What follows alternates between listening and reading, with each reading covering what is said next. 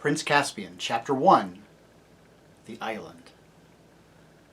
Once there were 4 children, whose names were Peter, Susan, Edmund, and Lucy, and had been told in another book called The Lion, the Witch, and the Wardrobe, how they had a remarkable adventure. They had opened the door of a magic wardrobe and found themselves in a quite different world from ours. And in that different world they had become kings and queens in a country called Narnia. While they were in Narnia, they seemed to reign for years and years. But when they came back through the door and found themselves in England again, it all seemed to have taken no time at all. At any rate, no one noticed they had ever been away, and they never told anyone except one very wise grown-up. That had all happened a year ago, and now all 4 of them were sitting on a seat at a railway station with trunks and playboxes piled up around them. They were, in fact, on their way back to school. They had traveled together as far as this station, which was a junction, and here in a few minutes, one train would arrive and take the girls away to one school, and in a half an hour another train would arrive and the boys would go off to another school. The first part of the journey, when they were all together, always seemed to be part of the holidays. But now, when they would be saying goodbye and going different ways so soon, everyone felt that the holidays were really over, and everyone felt their term time feelings beginning again. They were all rather gloomy, and no one could think of anything to say. Lucy was going to boarding school for the very first time. It was an empty, sleepy country station, and there was hardly anyone on the platform except for themselves. Suddenly, Lucy gave a sharp little cry, like someone who had been stung by a wasp. "What's up, Lou?" said Edmund, and then suddenly broke off and made a noise like, "Ow!" "What on earth?" began Peter, and then he too suddenly changed what he had been going to say. Instead he said, "Susan, let go! What are you doing? Why are you dragging me to?" "I'm not touching you," said Susan. "Someone is pulling me. Oh, stop it!" Everyone noticed that all the others' faces had gone very white. I felt just the same," said Edmund in a breathless voice. "As if I were being dragged along. The most frightful pulling. Oh, it's beginning again!" "Me too," said Lucy. "Oh, I can't bear it." "Look sharp," said Edmund. "All catch hands and keep together. This is magic. I can tell by the feeling. Quick!" "Yes," said Susan. "Hold hands. Oh, I do wish you would stop. Oh!" The next moment, the luggage, the seat, the platform, and the station had all completely vanished. The 4 children, holding hands and panting, found themselves standing in a woody place. Such a woody place that branches were sticking into them. There was hardly room for them to move. They all rubbed their eyes and took a deep breath. "Oh, Peter," exclaimed Lucy, "do you think we could have possibly gotten back to Narnia?" "It might be anywhere," said Peter.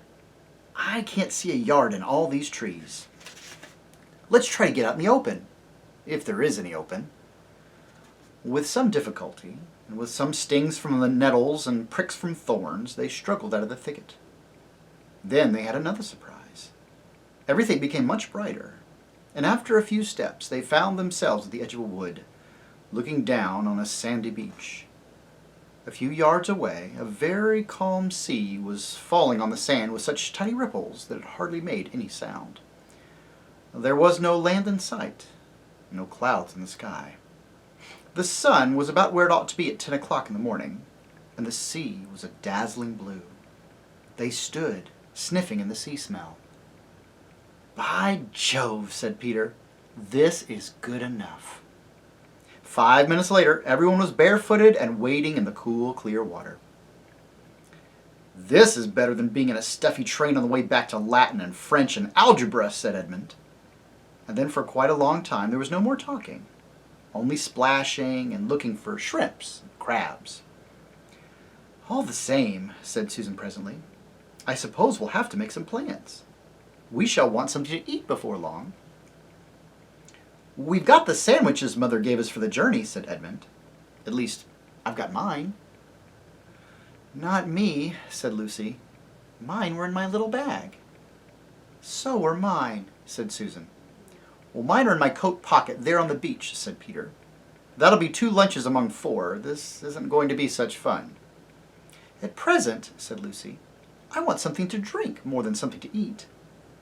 Everyone else felt thirsty, as one usually is after wading in salt water under a hot sun. "It's like being shipwrecked," remarked Edmund. "In the books, they always find springs of clear, fresh water on the island. We better go and look for them." "Does that mean we have to go back into all that thick wood?" said Susan. "Not a bit of it," said Peter. "If there are any streams, they're bound to come to the sea. And if we walk along the beach, we're bound to come to them." They all now waded back, and first went across the smooth, wet sand, and then up to the dry, crumbly sand that sticks to one's toes, and began putting on their shoes and socks. Edmund and Lucy wanted to leave them behind and do their exploring with bare feet, but Susan said this would be a mad thing to do. "We might never find them again," she pointed out. "And we shall want them while we're here when night comes and it begins to be cold." When they were dressed again, they sat out along the shore with their sea on their left hand and the wood on the right. Except for an occasional seagull, it was a very quiet place. The wood was so thick and tangled they could hardly see into it at all, and nothing in it moved. Not a bird, not even an insect. Shells and seaweed and anemones or tiny crabs and rock pools were all very well, but you soon get tired of them if you were thirsty. The children's feet, after the change from the cool water, felt hot, heavy. Susan and Lucy had raincoats to carry. Edmund had put down his coat on the station seat just before the magic overtook them, and he and Peter took in turns to carry Peter's great coat.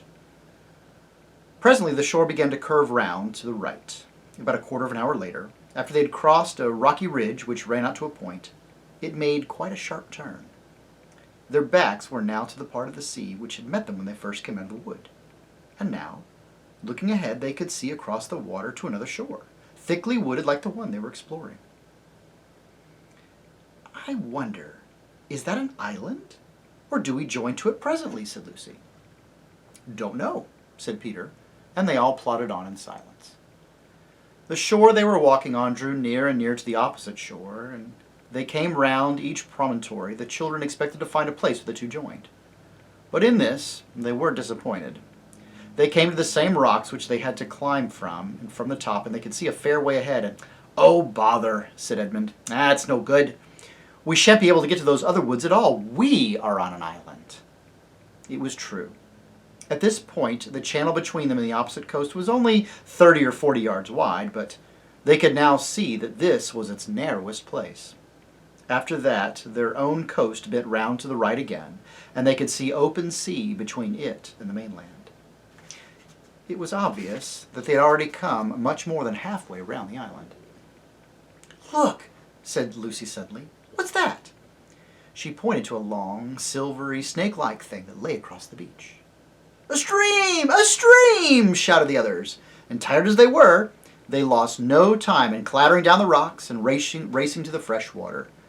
They knew the stream would be better to drink farther up, away from the beach, so they went at once to the spot where it came out of the wood.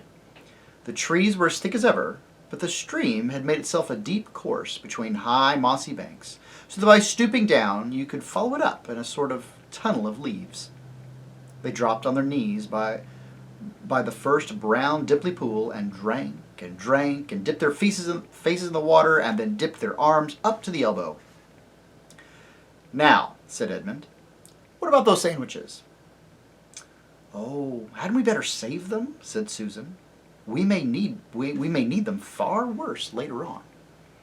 "I do wish," said Lucy, "now that we're not thirsty, we could go on feeling not hungry like we did when we were thirsty." "But what about those sandwiches?" repeated Edmund. "There's no good saving them till they go bad. You've got to remember it's a good deal hotter here than in England, and we've been carrying them about in pockets for hours." So they got out the 2 packets and divided them into 4 portions, and nobody had quite enough, but it was a great deal better than nothing. Then they talked about their plans for the next meal. Lucy wanted to go back to the sea and catch shrimps until someone pointed out they had no nets. Edmund said they must gather gulls' eggs from the rocks, but when they came to think of it, they couldn't remember having seen any gulls' eggs and wouldn't be able to cook them if they found any. Peter thought to himself, unless they had some stroke of luck, they would be glad to eat eggs raw, but he didn't see any point in saying this out loud. Susan said it was a pity they'd eaten the sandwiches so soon. One or two tempers were very nearly lost at this stage. Finally, Edmund said, "Look here, there's only one thing to be done. We must explore the wood. Hermits and knights errant and people like that always manage to live somehow if they're in a forest. They find roots and berries and things." "What sort of roots?" asked Susan. "I always thought that meant the roots of trees," said Lucy. "Come on," said Peter. "Ed is right, and we must try to do something. And it'll be better than going out into the glare and sun again." So they all got up and began to follow the stream. It was very hard work. They had to stoop under branches and climb over branches, and they blundered through great masses of stuff like rhododendrons that tore their clothes and got their feet wet in the stream, and still there was no noise at all except the noise of the stream and the noises they were making themselves. They were beginning to get very tired of it when they noticed a delicious smell, and then a flash of bright color high above them at the top of the right bank. "I say," exclaimed Lucy, "I do believe that's an apple tree." And it was. They panted up to the steep bank, forced their way through some brambles, and found themselves standing round an old tree that was heavy with large, yellowish, golden apples, as firm and juicy as you could wish to see. "This is not the only tree," said Edmund with his mouth full of apple. "Look, there, and there." "Why, there are dozens of them," said Susan, throwing away the core of her first apple and picking her second. "This must have been an orchard, long, long ago, before the place went wild and the wood grew up." "Then this place was once an inhabited island," said Peter. "And what's that?" said Lucy, pointing ahead. "By Jove, it's a wall," said Peter. "An old stone wall."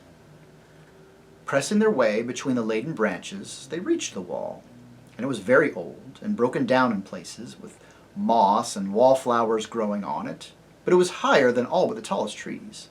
And when they came quite close to it, they found a great arch which must have once had a gate in it, but was now almost filled with the largest of all the apple trees. They had to break some of the branches to get past, and when they had done so, they all blinked because the daylight became suddenly much brighter. They found themselves in a wide open place with walls all round it.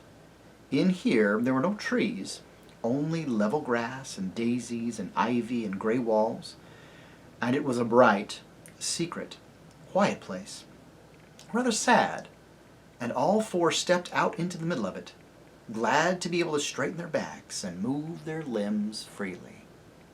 And that's the end of chapter 1. So chapter 1 picks up with our four Pevensey children, Peter, Edmund, Susan, and Lucy, the same four who first discovered Narnia in the very first book that we read, The Lion, the Witch, and the Wardrobe. It's been a whole year in their lives since they were in Narnia, and now, finally, after all this time, some sort of strange magic have pulled them out of England, away from trains off to the fall school term, and now they are back with what I assume is Narnia. It for sure is in England. Well, I gotta tell you, I have read these books so many times, quite possibly dozens of times over my life, because I love them so. And never, in all the times that I've read them, have I read them in this particular order. So when we started off some time ago with this very first book, The Lion, the Witch, and the Wardrobe, and I'll tell you that is honestly the very best place to start, we took an order that I had never tried before, which is to immediately go backwards to within the story, but it was published much later, for The Magician's Nephew.